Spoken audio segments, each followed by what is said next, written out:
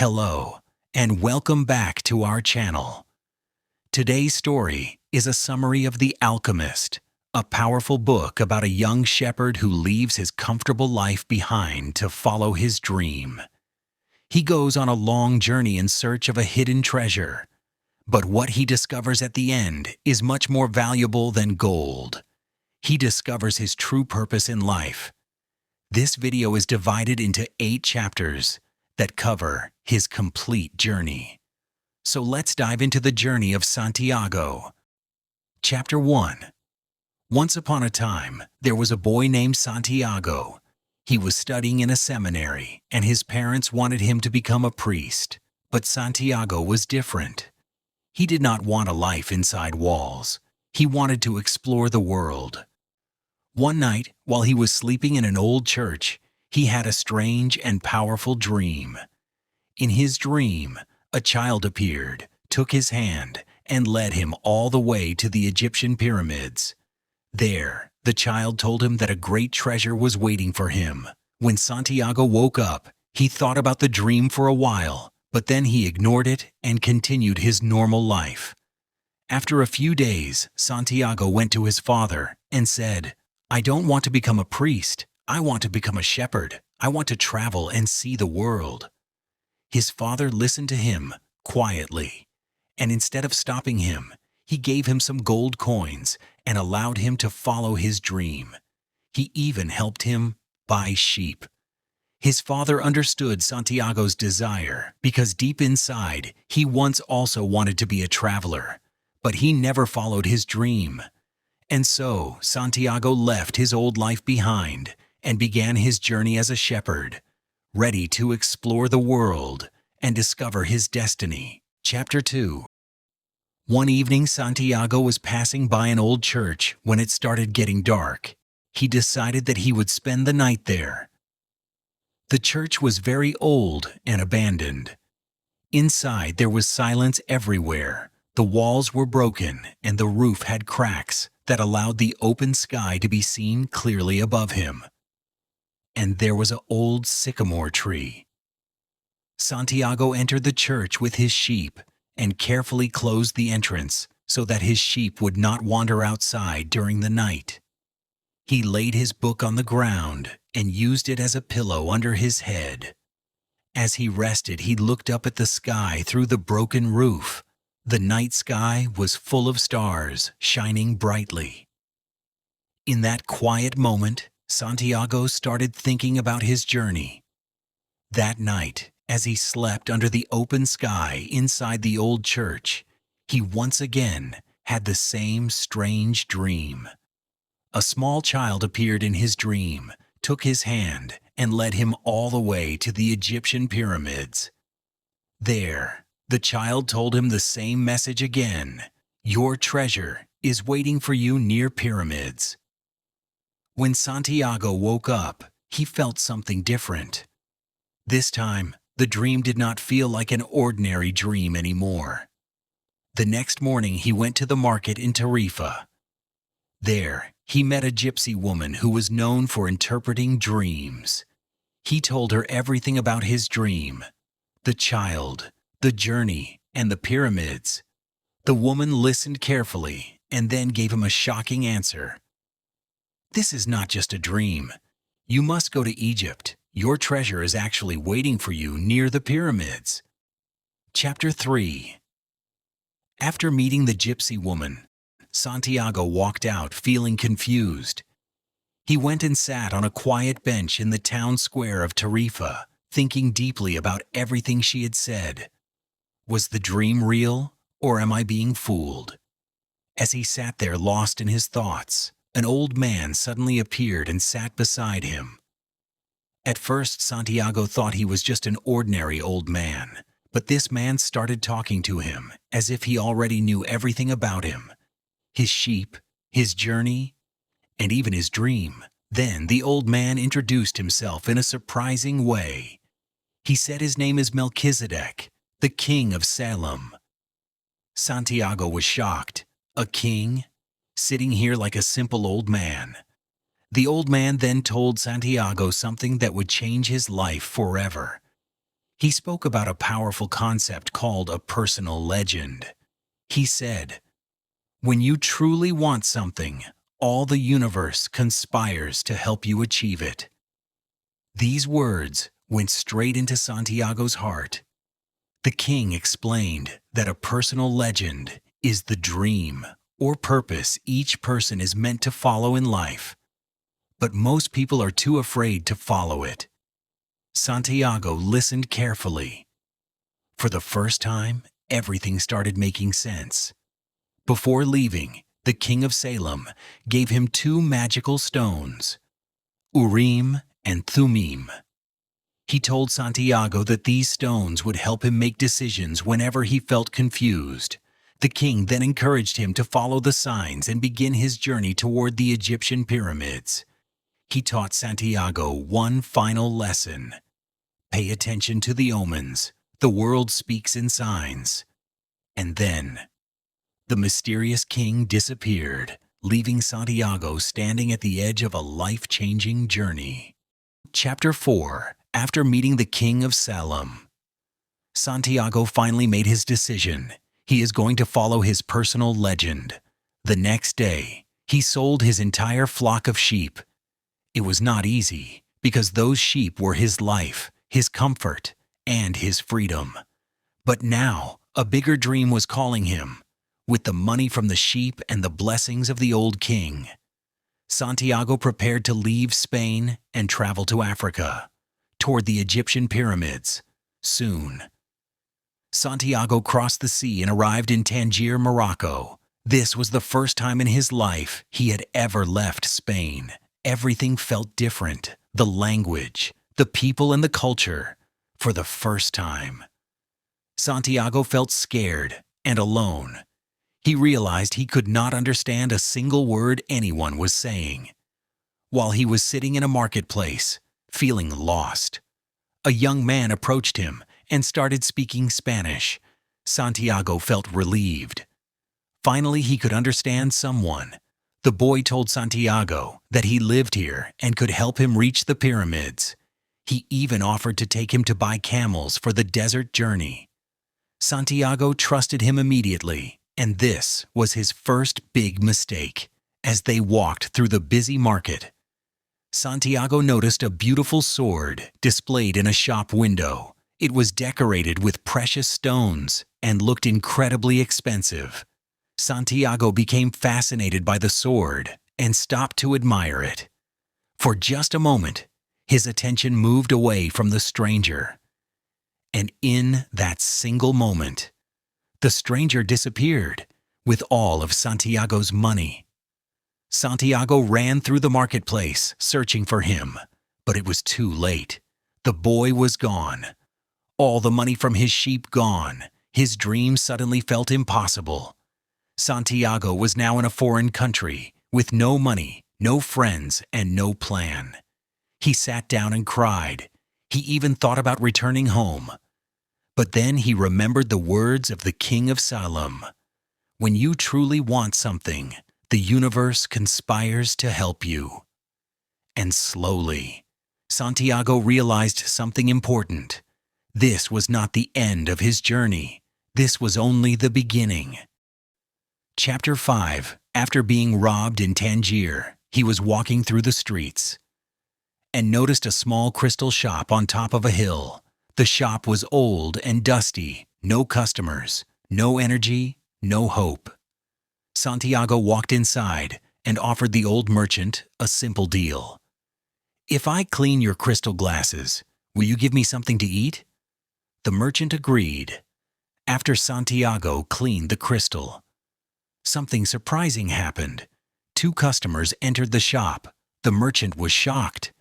He felt that Santiago brought good luck, so he offered him a job, and Santiago accepted. Now his journey had started again. Days turned into weeks, and weeks turned into months. Santiago worked hard, very hard. But soon he realized something important. The shop was not failing because of bad luck. It was failing because the owner had stopped dreaming. So Santiago started bringing new ideas. One day, Santiago had a brilliant idea. What if we serve tea in crystal glasses? Tea served in beautiful crystal cups would attract customers. At first, the merchant was afraid of change, but Santiago convinced him, and the idea worked better than anyone expected. Customers started coming from everywhere. The shop became famous, and the business grew faster than ever. The old merchant's shop became the most successful crystal shop in the area. Santiago worked in the shop for almost 1 year. During this time, he learned Arabic, business skills, patience, and learned how the world works.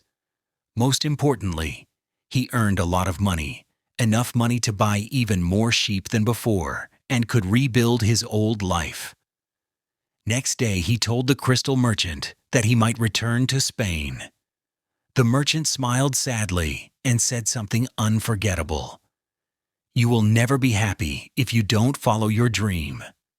The merchant confessed that he had always dreamed to go to Mecca, and he had everything, money and time.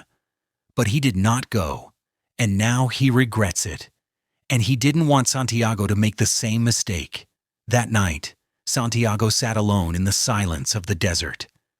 The wind was calm, and the sky was endless, and his mind was full of thoughts. Then he slowly reached inside his jacket. He was searching for something small, something he had almost forgotten. And then his fingers touched two smooth stones, Urim and Thummim, the stones given to him by the king of Salem.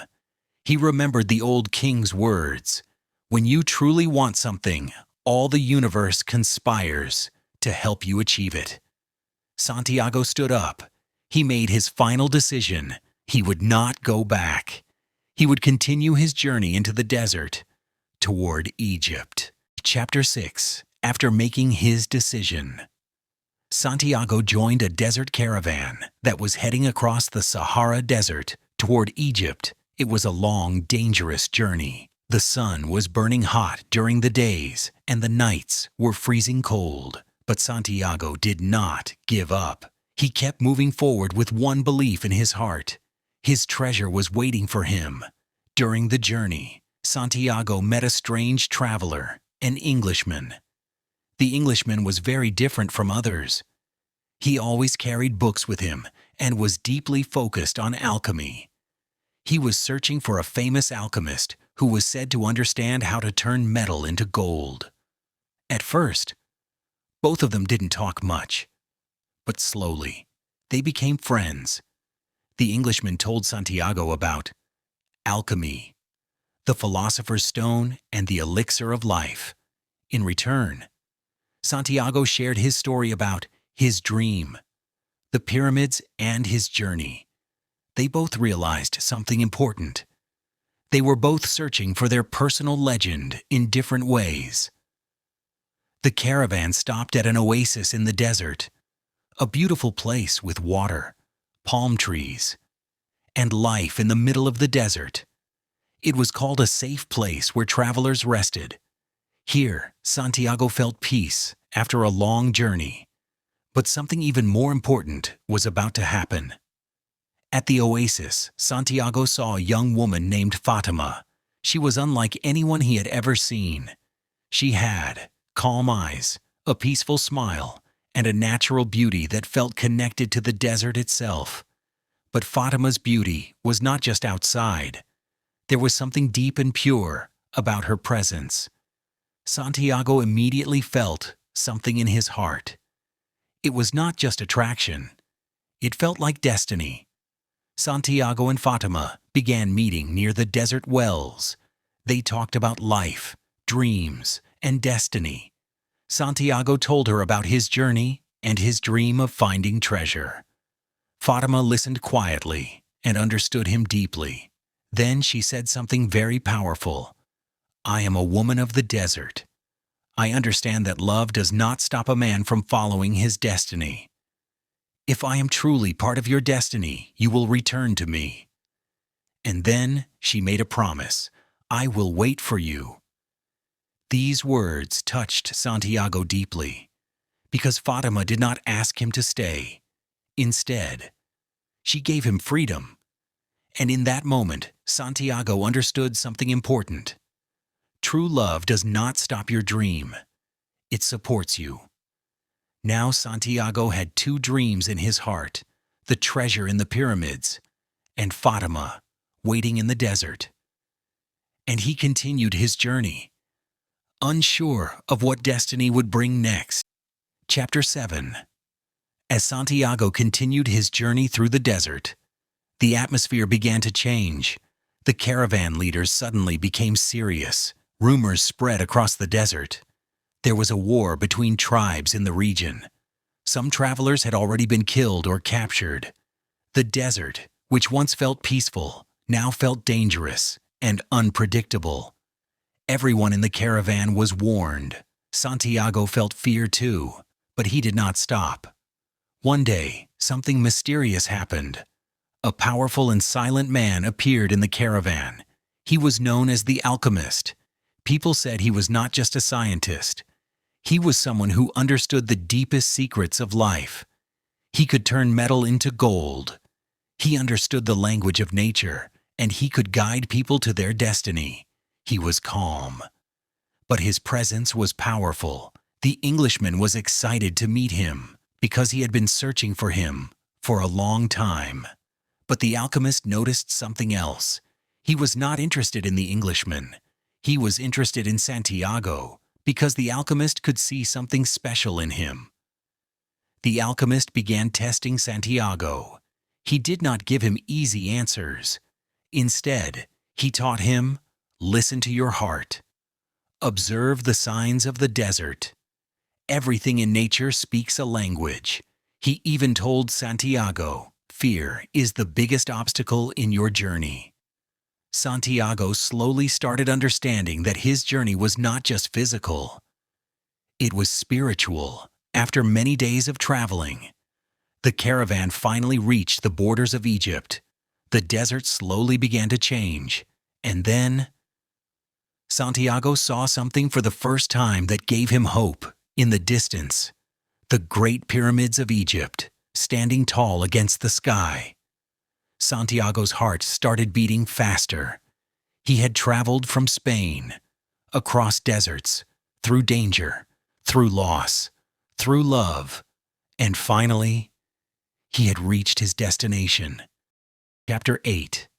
After a long and dangerous journey, across deserts, wars, and endless challenges, Santiago finally stood in front of the great pyramids of Egypt. His heart was beating fast. He carefully looked around the area where the dream had shown him the treasure. With excitement and hope, he begins digging for the treasure. He digs and digs, believing every second that the treasure is close. But there was nothing.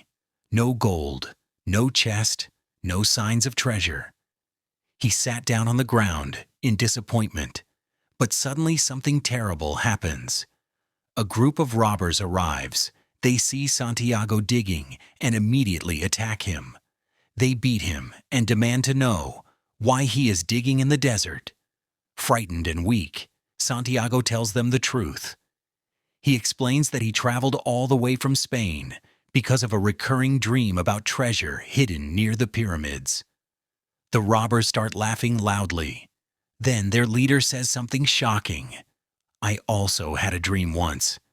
There was treasure buried in Spain, inside an old church where a sycamore tree grows. But I'm not stupid enough to travel across the world because of a dream. After beating him badly, the robbers leave him alone in the desert. Lying on the ground, injured and exhausted, Santiago suddenly realizes something. The church, the sycamore tree. That is the same church in Spain where his journey began. Determined and full of new hope, Santiago travels back to Spain. He returns to the old abandoned church where he once slept with his sheep. He smiles and begins digging again. This time he doesn't have to dig long. Soon, his shovel hits something hard. A chest filled with gold coins, jewelry, masks, and precious artifacts. At last, he finds the treasure. At that moment, he understands the truth. The treasure was always there, but he needed the journey to discover it. The entire adventure had a deeper purpose: to transform him. The journey is complete. At that moment, a strong wind begins to blow. It is the wind from the desert. Santiago smiles because in that wind, he feels Fatima's presence and fragrance. He looks toward the horizon and whispers, "Fatima, I'm coming back to you." If you liked this video, don't forget to like, share, and subscribe.